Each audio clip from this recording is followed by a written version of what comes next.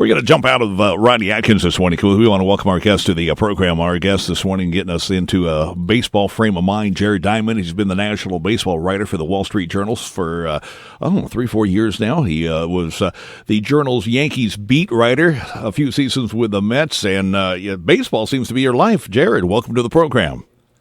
Thank you so much for having me. Yes, I mean, look, my name is Jared Diamond, so clearly I was born to do this job. I do like that. I mean, that is your given birth name, Jared Diamond.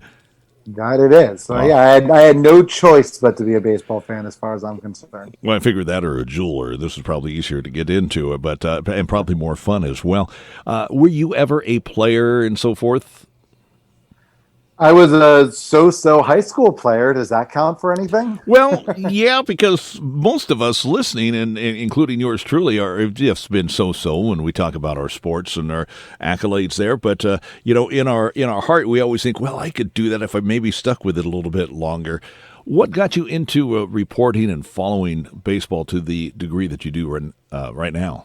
Well, I've always loved baseball. It's the sport for me that I really am passionate about. It's my favorite sport. And look, I think it became clear to me at some point pretty early on that I was not going to be quite good enough to play in the major league. So was there a way for me to stay around this industry in this game that I love so much? And honestly, it's been such an incredible honor to have spent almost the last 10 years of living, breathing, being really part of baseball and part of the industry. And being able to write about it's honestly an incredible thrill. And opening day is 2 days from now, and I honestly cannot wait.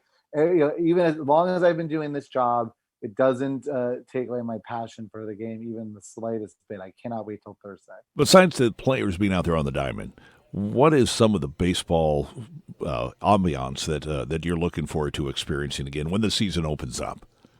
Well, look, I'm obviously really happy there's going to be fans back in attendance. I think at every stadium and opening day, not full capacity, of course, but just I think all 30 teams are planning to have some fans with the hope of that number climbing as the season goes on. So that's really great. I'm also just thrilled again that we're going to have hopefully something resembling normalcy. Let's be honest, a 60 game season not quite enough for me.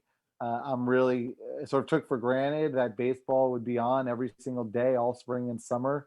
And then we didn't have it last spring and summer, and it was devastating. So I'm just really excited we're going to get back to 162 games every day, something more normal, more like what we're used to. Okay. And you've got a book out there we're here to talk about, Swing Kings, and this is highlighting, focusing on kind of the home run thing. Now, if I recall from my sports guy here, JB, talking about weren't they looking to reduce the juice in baseballs or something, because it seems like the home run thing has just gone crazy. It's like not that big a deal anymore because everybody's knocking them way out of the park. Yeah, the record number of home runs that we've seen, really, it is unprecedented. It has made the game of baseball sort of look and feel different than it has at any other point in baseball's history. And we are seeing Major League Baseball try to take some steps to curbing that tide a little bit. And one way is some subtle changes to the baseball itself. You could say de-juice or deadened slightly. It's sort of unclear at this point just what the impact of that is going to be. And we'll find out as we get into the season. But what it tells you is that Major League Baseball sort of recognizes that baseball is different now, that the game is changing. And maybe there are things that it needs to do as an industry to maybe start to sort of change it back somewhat. Maybe the amount of home runs have sort of gotten out of hand. The book is called Swing Kings, The Inside Story of Baseball's Home Run Revolution. And inside that, you kind of say that maybe it's not so much the balls, but it's maybe the batter and something that they're doing. Can you elaborate on that? That's certainly the part of this whole story that interested me the most, which is a fundamental shift in how Major League Baseball players go about swinging the bat, something that seems really simple. It's something that's been part of the game since its origins. And for most of baseball history, guys were taught to swing down. They were taught to try to hit the ball on the ground, to hit the top half of the ball. And suddenly now we see a real revolution in terms of, hey, maybe that's all been wrong. What we really want to be doing is hitting the ball in the air. We want to swing up. We want to hit the bottom of the ball, swing with an uppercut. And it's created a world where major league players are swinging the bat differently than they ever have before. And that just fascinated me because you just don't think that something as fundamental as the swing would ever undergo such a big change at this point in the game's history. Has this focus become used in any way by batting coach, hitting coaches, and stuff like that through the majors or even the minors?